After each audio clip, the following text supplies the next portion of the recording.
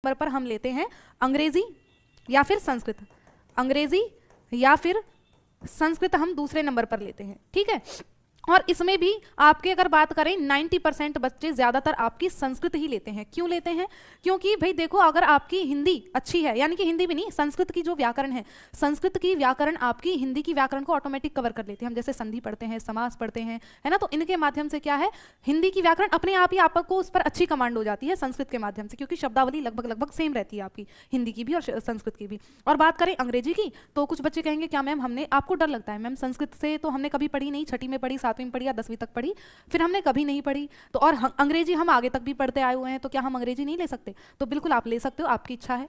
लेकिन अंग्रेजी थोड़ी सी उसमें कठिन लेवल की आती है। अगर बात करें तो अगर आपकी अंग्रेजी भी ऐसी है टूटी फूटी सी और संस्कृत भी ऐसी है, ना तो आपको अंग्रेजी में ज़्यादा अच्छी पकड़ है और ना संस्कृत में आपकी अच्छी पकड़ है, तो आप क्या करोगे, आपको लेनी है संस्कृत को, आप प्रेफर करोगे दूसरे नंबर पर सबसे पहले। अगर आपकी इंग्लिश बहुत अच्छी है, आप इंग्लिश मीडियम स्कूल में पढ़े और पहले से काफ़ी अच्छी आपकी इंग्लिश है, तो आप क्या करोगे, आप फिर इंग्लिश ले सकते हो बेझिझक, कोई दिक्कत नहीं होगी आपको। तो आप पहले नंबर पर कौन सी भाषा लोगे? हिंदी लोगे, क्योंकि पता है इसमें रीट में क्या होता है, जो पहली भाषा होती है वो थोड़ी सी कठिन स्तर की पूछी जाती है, इसमें थोड़ा सा स्तर आपका कठिन होता है रीट में, जो पहली भाषा होती है। और आप जानते हैं भाई, जो आपकी रीट जो है, ये अगर हिंदी आपकी थोड़ी सी कठिन भी आ जाती है, ये आपकी मातृभाषा है, हम बोलचाल में प्रयोग करते हैं, अगर ये थोड़ा सा लेवल अब भी आ जाएगा तो भी हम इसको कर देंगे। लेकिन ये भाषाएं जो हम सीख रहे हैं, जिनका हमने अधिगम किया है, इनको पढ़ रहे हैं, इनका थोड़ा सा भी लेवल कठिन आ जाता है तो हम उनको मतलब दिक्कत हो जाती है फिर उसको समझने में। तो आप क्या करोगे, हमेशा सबसे पहले तो हिंदी को लेना पहले नंबर पर, और उसके बाद आप क्या करोगे, दूसरे नंबर पर संस्कृत या अंग्रेजी, वो आपकी चॉइस है। अगर आपकी दोनों भाषाएं कोई किसी पर कोई कमांड है ही नहीं, ना अंग्रेजी पर ना संस्कृत पर,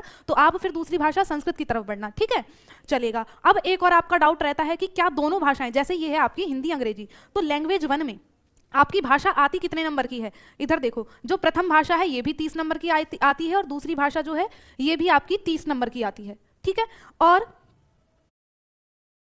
अदर स्टेट वाले दे सकते हैं, लेकिन आप जो है जनरल में काउंट होगे, तो इसलिए आप क्या है, जनरल में ही डालिएगा अपनी कैटेगरी। अगर वो पूछेंगे आपकी कैटेगरी क्या है, तो आप जनरल का ही वहां सेलेक्ट कीजिएगा, अदर स्टेट वाले जनरल में जाएंगे सीधे सीधे। हाँ, अब क्या आप दोनों भाषाएं समान ले सकते हैं? तो नहीं, आपको प्रथम भाषा अगर आपने हिंदी ली है तो हम दूसरी भाषा हिंदी नहीं लेंगे, हम क्या लेंगे, आपकी जो संस्कृत है या अंग्रेजी है, इनमें से कोई एक भाषा, या फिर वो मैंने आपको अभी 7 भाषाएं बताई, सिंधी, उर्दू, पंजाबी, उनमें से कोई एक भाषा आप ले सकते हो। तो दोनों भाषाएं आपकी सेम नहीं होगी। मैम पासिंग मार्क्स क्या होगा? पासिंग मार्क्स आपका जनरल के लिए वही 90%, 90 मार्क्स आपके होंगे, 150 नंबर का होता है, जैसे आपका सीटेट का होता है ना 150 का, उसी तरह से आपका रीट का भी 150 नंबर का ही होता है। तो आपका जनरल के लिए 90 नंबर जरूरी है, और अगर आप राजस्थान के ही हैं तो आपको 82 नंबर पासिंग मार्क्स चाहिए ही चाहिए, ठीक है।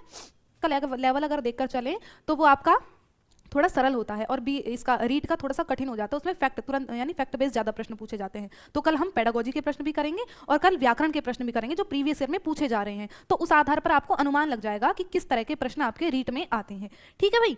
तो